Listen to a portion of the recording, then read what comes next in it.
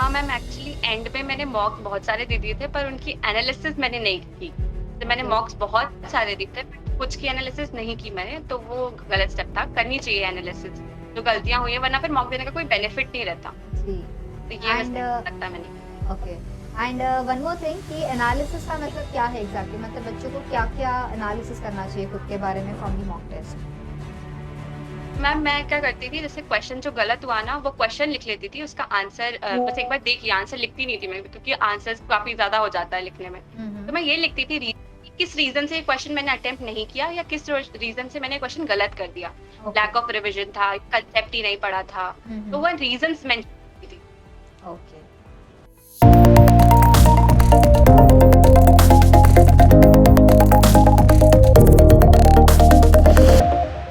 Hello everyone, I hope everyone is doing perfectly fine. Today we have with us one of our students Sonali, and she has recently qualified GATP examination. Apart from that, उन्होंने बहुत ही बेहतरीन marks लिए हैं उनके CUET exam में. Plus she has also qualified GATE Excel and IIT JAM examination with good ranks. So let's know her journey, कैसे की थी प्रिपरेशन और क्या क्या बढ़िया स्कोर्स आए थे, कैसे किया जा सकता है मल्टीपल एग्जाम्स को target. Let's know it all. Hi Sonali, how are you? Hello ma'am, very good. Okay, great. So first of all, a big congratulations to you on this great result. Please tell me क्या score है और क्या rank आई है आपकी? Thank you ma'am. First of all मेरी GATB में score था 177.5 with AIR 46। Okay. GATE XL मैंने क्वालिफाई किया, India rank 696। Mhm. IIT JAM with all India rank 37। And CUET में मेरे स्कोर्स थे प्लांट बायोटेक में 250 एंड लाइफ साइंस में 234। ओके, सो आई थिंक बहुत ही बढ़िया स्कोर्स है. आपने फरवरी से जो एग्जाम क्वालिफाई करना स्टार्ट किया है, GATE, IIT JAM, then CUET and GAT, तो ये बहुत ही आई थिंक बहुत बढ़िया टाइम पीरियड था आपका. टेल मी, आपने जब रिजल्ट देखा आपका तो क्या रिएक्शन था आपका, आपके फैमिली मेंबर्स का? वर यू एक्सपेक्टिंग दिस, या फिर लग रहा था कि और बेटर होना चाहिए या कम होना चाहिए? क्या एक्सपेक्टेशंस थी आपकी? मैम जैम में तो मुझे लग रहा था कि थोड़ा और अच्छा हो सकता था, क्योंकि पेपर इस बार का बहुत ईजी आया था। ओके. फिर थोड़े बहुत नेगेटिव हो गए, तो पेरेंट्स भी बहुत खुश थे, रिजल्ट देखने के बाद सब बहुत खुश थे, तो अच्छा लग रहा था overall. Okay, great. Okay, so starting with the preparation for GAT B examination, जो बच्चे आईआईटी जैम की एग्ज़ाम देते हैं, मुझे लगता है कि वो पीसीएम ग्रुप को भी अच्छे से प्रिपेयर करते हैं उस टाइम पे, जो उनको काफ़ी हेल्प करता है for the GAT B examination. So please first of all tell me about this physics chemistry maths preparation, कि कैसे किया जा सकता है कि दोनों एग्जाम्स को टारगेट किया जाए. मैंने सेकेंड ईयर में स्टार्ट कर दिया था, सेकेंड ईयर के एंड में स्टार्ट कर दिया था प्रिपरेशन। ओके. तो ऑलमोस्ट सेम ही होता है जैम का भी, और मैंने गैट के लिए कोई ऐसे स्पेसिफिकली अलग से नहीं पढ़ा था, जो जैम के लिए पढ़ा था। गैट में एग्जैक्टली मेरा वही काम आ गया। थोड़ा बहुत टॉपिक्स अलग रहते हैं, जैसे बायो इन्फॉर्मेटिक्स, तो मैंने वो इतने अच्छे से नहीं किए थे, बट ओवरऑल एक बार देख लिया था उनको। और रही बात जनरल एप्टीट्यूड की, तो वो भी मैंने IIFAS का कोर्स लिया था, तो उससे मेरा पूरा कवर हो गया था वो पोर्शन। ओके. ओके, ठीक है. एंड जो बायोलॉजी के बच्चों को डर लगता है from these parts, what would you suggest? वो पूछते हैं कि इसको स्किप कर दें क्या हम, तो क्या बोलना चाहोगे, क्या स्किप करना ठीक है या फिर they should just prepare it? तो मैम बायो इन्फॉर्मेटिक्स और बायो इंजीनियरिंग वाला पोर्शन जो न्यूमेरिकल्स वाला रहता है, वो स्किप कर सकते हैं, बिकॉज हमारे पास वहाँ पे ऑप्शंस रहते हैं जी. कि हमारे पास 100 क्वेश्चंस में से हमें 60 अटेम्प्ट करने हैं। हम्म. पर रही बात मैथ्स और फिजिक्स की, तो वो करके जाना चाहिए। मतलब जो जैसे हमें प्रीवियस ईयर क्वेश्चंस के एनालिसिस कर लो, जो जो क्वेश्चंस आ रहे हैं जिन टॉपिक से, उन टॉपिक को एटलीस्ट करके जाना चाहिए।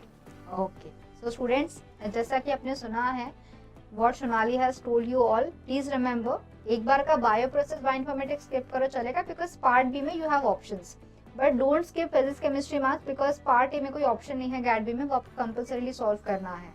आता है तो, अदरवाइज नेगेटिव में नहीं जाके आना, बट हाँ, अगर आप पढ़ोगे अच्छे से तो आपके लिए बिल्कुल एक स्कोर बूस्टर का काम कर सकता है. That's great dear. Moving towards the biology part, please tell me कि कौन से आपके फेवरेट टॉपिक्स थे और किससे आपको डर लगता है या फिर डिफिकल्ट लगता है? मैम मुझे बायो बहुत पसंद है ओवरऑल, मतलब मैं कोई भी टॉपिक्स ऐसा नहीं है कि डर लगता है, मुझे सारे टॉपिक्स अच्छे लगते हैं। जैसे बायोकेम मतलब जो फेवरेट है, मॉलिक्यूलर बायोकेम, जेनेटिक्स, तो ये टॉपिक्स तो बिल्कुल कोर जो पोर्शन है बायो का, वो अच्छा लगता है। थोड़ा बहुत हाँ, बायो इन्फॉर्मेटिक्स मेरा सब्जेक्ट नहीं रहा है, तो उसको लेके थोड़ा बहुत लगता है कि कैसे करेंगे, बट वो भी हो जाता है। कि आप Okay. जल्दी प्रिपरेशन शुरू करते हो तो आपके पास बहुत ज़्यादा टाइम रहता है करने के लिए। तो ये बहुत अच्छी बात बताई है आपने कि आपने अर्ली प्रिपरेशन स्टार्ट की थी। ऑफ कोर्स अगर आप अर्ली प्रिपरेशन करते हो बच्चों तो आपके पास में एक थोड़ा अपर एज होता है, आप हर चीज को प्रॉपरली प्लान कर सकते हो। इफ यू स्टार्ट लेट तो शायद आप स्किप करते चलो टॉपिक्स को, but if you start early तो आपके पास में प्रॉपर एनालिसिस का टाइम है कि आपको क्या आता है, क्या नहीं आता है, क्या करना है, क्या नहीं करना है। पीसीएम को भी आप अच्छे से टारगेट कर सकते हो। एंड ये टेल मी कि what do you think is the ideal time required for the exam preparation? कितना टाइम पहले बच्चों ने स्टार्ट करना चाहिए? Ma'am 8 to 9 months I believe बहुत अच्छे से कर सकते हैं। अगर मतलब कोई 6 मंथ पहले भी स्टार्ट कर रहा है और उसने थोड़ा बहुत पहले से पढ़ा हुआ है तो अच्छा तो प्रिपेयर कर सकते हैं। मेरा ऐसा था कि मैंने कॉलेज में जो क्लासेस होती थी ना उनको भी कभी मिस नहीं किया। मेरे कॉलेज ने भी मुझे बहुत हेल्प की है इस चीज़ में। जो उनके एग्जाम्स होते थे, जो उनके सीसी टेस्ट वगैरह जो लेते हैं वो लोग ऑब्जेक्टिव टाइप ही रहते हैं, तो उसमें भी काफी क्वेश्चन मैंने रिपीट होते हुए देखे हैं। तो बायो में तो ऐसा हुआ है कि कॉलेज में मेरी बहुत हेल्प हुई है। कॉलेज में जितना पढ़ा उस टॉपिक को घर पे आके अच्छे से किसी पाथ फाइंडर बुक से पढ़ लिया, वो हेल्प कर जाता है उसमें। Okay, wonderful. एंड जब आप प्रिपेयर करते थे तो कैसे आप मैनेज करते थे कॉलेज भी और ये प्रिपरेशन भी? बिकॉज टॉपिक्स तो हमारे लगभग सेम है, बट हाँ competitive exams they need some extra कि आपको हर पॉइंट पता होना चाहिए, क्वेश्चन का पैटर्न थोड़ा सा अलग होता है। तो आपका स्केड्यूल क्या होता था, किस तरीके से आपने दोनों चीज़ों की पढ़ाई आप की है? मेरा कॉलेज मॉर्निंग में रहता था 8 to 12 अराउंड ऐसे इसी पे, तो हम फ्री हो जाते थे 12 बजे के बाद। तो उसके बाद तो पूरा दिन हमारा ही होता है, तो उसके बाद तो बस शेड्यूल कर लो कि आज ये टॉपिक्स कंप्लीट करने हैं। और जब तक टारगेट्स कंप्लीट नहीं होते। Okay okay, so I think ये बहुत अच्छी बात है बिकॉज काफी बच्चा का जिनका मैंने सुना है उनके कॉलेज ही 3-4 बजे तक चलते हैं, but yours like you are very lucky कि आपका कॉलेज टाइम काफी जल्दी खत्म हो जाता था, आपके पास काफी सेल्फ स्टडी के लिए टाइम बचता था। that's wonderful. Can you tell me your subjects कि आपके यूजी में कौन कौन से सब्जेक्ट्स थे? मैम एक्चुअली हमारे 2 पेपर होते थे, तो दोनों में अलग अलग सब्जेक्ट, जैसे कभी मॉलिक्यूलर था, अभी लास्ट टाइम हमने बायो इंजीनियरिंग पढ़ी है। उसके पहले जेनेटिक्स हो गया, बायोस्टैट्स हो गए, तो ऑलमोस्ट सारे हमारे 6 सेम्स थे, तो उसमें सब कंप्लीट हो ही गया ऑलमोस्ट। मेजर जो पोर्शन था जो आता है कॉम्पिटिटिव एग्जाम्स। तो आई थिंक हर स्टूडेंट ने अपने कॉलेज का सिलेबस भी अच्छे से प्रिपेयर कर लिया तो आपके सारे बेस वहीं से क्लियर हो जाएंगे। एंड जैसे हमको बताया है सोनाली ने कि आपको आइडियली 6 to 8 मंथ्स भी सफिशिएंट है for your preparation. If you start early you have enough time to properly plan and then study, but अगर आपने बहुत लेट स्टार्ट किया तो शायद फिर आप जल्दबाजी में कुछ गलतियां कर बैठो। Sonali, can you tell me कोई मिस्टेक जो आपने की हो जो हमारे स्टूडेंट्स को नहीं करनी चाहिए? Anything like that? हाँ मैम, एक्चुअली एंड में मैंने मॉक्स बहुत सारे दे दिए थे पर उनकी एनालिसिस मैंने नहीं की। तो मैंने मॉक्स बहुत सारे दिए थे बट कुछ की एनालिसिस नहीं की मैंने, तो वो गलत स्टेप था। करनी चाहिए एनालिसिस, जो गलतियां हुई है, वरना फिर मॉक देने का कोई बेनिफिट नहीं रहता जी। तो ये मिस्टेक लगता है मैंने। Okay, and one more thing कि एनालिसिस का मतलब क्या है एग्जैक्टली? मतलब बच्चों को क्या क्या एनालिसिस करना चाहिए खुद के बारे में from the mock test? Ma'am मैं क्या करती थी, जैसे क्वेश्चन जो गलत हुआ ना वो क्वेश्चन लिख लेती थी, उसका आंसर बस एक बार देखिए, आंसर लिखती नहीं थी मैं क्योंकि आंसर काफी ज्यादा हो जाता है लिखने में। तो मैं ये लिखती थी किस रीजन से ये क्वेश्चन मैंने अटेम्प्ट नहीं किया या किस रीजन से मैंने क्वेश्चन गलत कर दिया। लैक ऑफ रिविजन था, कंसेप्ट ही नहीं पढ़ा था, तो वो रीजंस मेंशन करती थी। ओके, सो जिससे आपको अपनी खुद की मिस्टेक समझ में आती है कि क्या आपका पोर्शन पेंडिंग है अभी भी, क्या आपको आता है। So that's very wonderful thing. Students please mock test को दीजिएगा and tell me what are the other learnings. Mock test practice करते करते आप में क्या क्या इम्प्रूवमेंट्स आए हैं? क्या लगता है कि बच्चों को क्या क्या सीख लेनी चाहिए मॉक टेस्ट से? मैंने बहुत कुछ सीखा। जैसे मैथ्स में ना बहुत डाइवर्स क्वेश्चंस बनते हैं, मॉक टेस्ट देने के बाद पता चलता है। इस बार तो बहुत इजी थे questions, but last time IT exam हुए हैं 5-6 साल पहले, उनके क्वेश्चंस बहुत ज्यादा ही डिफिकल्ट होते थे मेरे लिए तो सॉल्व करना, मैथ्स के स्पेशली। तो वो क्वेश्चन का डाइवर्सनेस पता चल जाता है कि नहीं यहाँ से भी ऐसे क्वेश्चन आ सकता है, तो वो किस डेप्थ तक पढ़ना है टॉपिक ये भी पता लग जाता है। Okay, that's wonderful. तो स्टूडेंट्स प्लीज जितनी ज्यादा वैरायटी ऑफ क्वेश्चंस आप प्रैक्टिस करोगे उतने पैटर्न्स आप बिल्कुल समझते हो कि कहाँ से किस तरीके से आ रहा है, न्यूमेरिकल्स कहाँ से आ रहे हैं, कहाँ से एक्सपेरिमेंटल क्वेश्चंस आ रहे हैं, कहाँ से डायरेक्ट क्वेश्चंस आ रहे हैं।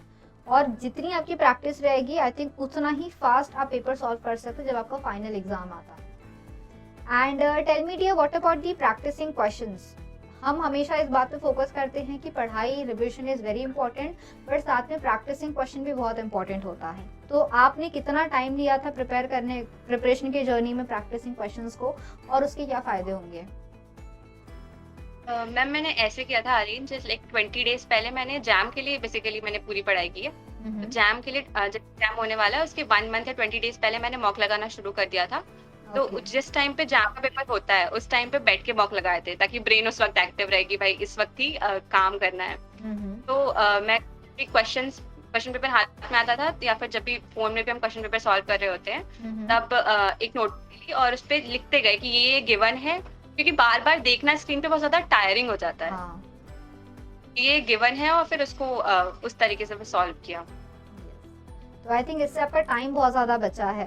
ये बहुत ही एक अच्छी स्ट्रैटेजी है बच्चों, क्योंकि अगर एक क्वेश्चन है जिसमें 5 से 6 लाइन्स है, आप बार बार देखोगे क्वेश्चन को तो आपको शायद कहीं सेकंड लाइन से पढ़ना पड़े, भूल जाते हैं। But if you have all the things written in a page, तो आपको न्यूमेरिकल सॉल्व करने के लिए काफ़ी आप फास्ट सॉल्व कर सकते हो क्वेश्चंस को। That's wonderful.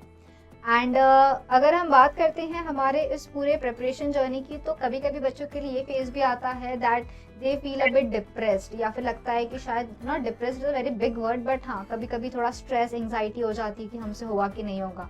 So have you felt anything like that? If yes, tell me how to deal with it, if no then tell me that as well. Ma'am जैसे मॉक में starting में mock दिए थे तो marks बहुत ज्यादा कम आ रहे थे, मतलब 58 60 मुझे लगा था कि अच्छा स्कोर होगा मॉक में। पहले 1-2 मॉक में भी बहुत खराब मेरा आया था स्कोर। तो उस वक्त तो ऐसा लग रहा था होगा कि नहीं होगा। फिर मुझे लगा कि कोई बात नहीं, अब तो प्रिपरेशन में आ गए हैं तो किसी भी ना किसी तरीके से इसको अच्छे एंड पे कवर करेंगे, खत्म करेंगे। तो मैंने जितने मॉक दिए उसके बाद धीरे धीरे स्कोर इम्प्रूव हुआ था मॉक्स में। तो ये सबसे इम्पोर्टेंट बात है कि आप मॉक्स में अच्छे, मतलब आप स्टार्ट ऐसे करो कि आपके मार्क्स अच्छे नहीं आ रहे, बट धीरे धीरे आपको इम्प्रूव भी करना है, ऐसे सोचना है। सो स्टूडेंट्स, निराश नहीं हो जाना पहला मॉक टेस्ट देख के, बिकॉज आई ऑल्सो रिमेम्बर जब मैंने भी प्रिपरेशन की थी एग्जाम की, पहला mock test second mock test हमको एक बहुत सेल्फ का एक आईना दिखाता है कि आपको क्या कितनी मेहनत करनी है। I think you understand everything about your self कि आप नेगेटिव में चले जाते हो या क्वेश्चन ही सॉल्व नहीं करते हो, मार्क्स कम क्यों आ रहे हैं, ये सारी बातें आपको अपने खुद के बारे में पता चलती है जैसे जैसे आप मॉक टेस्ट देना स्टार्ट करते हो। एंड आपको हर चीज़ को स्टेप बाय स्टेप इम्प्रूव करना है, उसके अलावा और कोई ऑप्शन नहीं है। एंड ये हमारे पास कुछ ऐसे टॉपिक्स भी है जिसमें आपको लर्न करनी होती है चीज़ें, जैसे कि कोई लिस्ट ऑफ एंजाइम्स है, लिस्ट ऑफ माइक्रोन्यूट्रिएंट्स है। So how you remember those things? आपको अगर किसी ने पूछा कि एसेंशियल अमाइनो एसिड्स कौन से हैं, नॉन एसेंशियल, एरोमेटिक, तो पोलर, नॉन पोलर, तो आप कैसे याद रखते हैं चीज़ों को? मैम निमोनिक बनाने का पहला तरीका होता है, बाकी जो एंजाइम्स वाला पोर्शन है उसके लिए तो बार बार रिवीजन करने से, बार बार देखने से उन चीजों को वो याद हो जाता है अपने आप। अब क्वेश्चन प्रैक्टिस करते हैं तो फिर जैसे वो क्वेश्चन नहीं आ रहा उस वक्त, तो जब आपने मॉक पेपर एंड किया तो आपने फिर उसका आंसर अच्छा देखा, उसको एक बार लिख लिया, तो वो याद हो जाता है। Okay, so I think multiple times revision is the only key for all these things, and mnemonics बिल्कुल एक बहुत ही बढ़िया चीज़ है। अगर आपको कुछ लर्न करना है सीक्वेंस में तो आप उसको, all the students you all can use it. And यह एग्जाम, बहुत बच्चे पूरी प्रिपरेशन बहुत अच्छे से करते हैं, बट एग्जाम हॉल में कुछ स्ट्रेस कंडीशन हो सकता है, पहले 5-6 क्वेश्चंस नहीं आए, उसकी वजह से बाकी का पेपर भी खराब हो जाता है। So can you tell something कि कैसे उससे डील करे स्टूडेंट, एग्जाम हॉल में अपने को काम डाउन कैसे रखें? हाँ मैम, इसके लिए ये कर सकते हैं कि जैसे मैंने किया था, मैंने एक बार पूरा पेपर, जो मुझे क्वेश्चंस आ रहे थे बिल्कुल मैं श्योर थी उनको, तो मैंने टिक कर दिया था। जो मेरे को 60 to 70% श्योरिटी थी तो मैंने उनको मार्क्स रिव्यू कर लिया था, क्योंकि कभी कभी ऐसा होता है हम इतने पैनिक मोड में होते हैं स्टार्टिंग में कि देखते से वो क्वेश्चन बिल्कुल ही नहीं सॉल्व होता, जैसे न्यूमेरिकल्स होते हैं। पर जैसे जैसे आप पेपर देते हैं, आपको क्वेश्चंस, आपको लगता है कि एक बार पेपर गो थ्रू पूरा हो चुका है, आप फिर काम हो जाते हैं, उसके बाद आप उस क्वेश्चन पे जाते हैं तो वो क्वेश्चन सॉल्व हो जाता है अपने आप। Okay, great. And who you dedicate this success, किसको उसका थैंक यू बोलोगे for this great success dear? Pratiksha ma'am उन्होंने बहुत ज्यादा हेल्प करी, मतलब उन्होंने सेल बायो इतने अच्छे से पढ़ाई थी। आई रिमेम्बर आईआईएससी में उससे रिलेटेड इतने सारे क्वेश्चंस पूछे थे और उनकी वजह से मेरा आईआईएससी में सिलेक्शन हुआ है। Great great, okay, so that's wonderful. And any message आप देना चाहोगे जो भी न्यू एस्पिरेंट्स प्रिपरेशन स्टार्ट कर रहे हैं, कुछ उनके लिए मैसेज आपकी तरफ से? हाँ मैम, ये कि आप जल्दी, जितना जल्दी हो सके उतना जल्दी स्टार्ट कीजिए। ये मत सोचिए कि बाद में करेंगे, इस मंथ से करेंगे, कल से करेंगे। अभी से करो, वो टॉपिक पढ़ना शुरू कर दो, बहुत सारे मॉक्स लगाओ और अपनी गलतियां एनालाइज करते चलो और मॉक पे इम्प्रूव कर लो। आपका सिलेक्शन डेफिनेटली हो जाएगा। Okay, that's wonderful. बहुत अच्छा लगा आपसे बात करके। And you have qualified 4 major examination. CUET में भी इतना बढ़िया स्कोर लाना is a great deal. So a big congratulations to you and all the very best for your future. Thank you so much. And to all the aspirants out there, keep studying, prepare करते रहो, पढ़ाई करते रहो। कोई doubt है तो do put it in the comment box. Have a great day and a very happy life.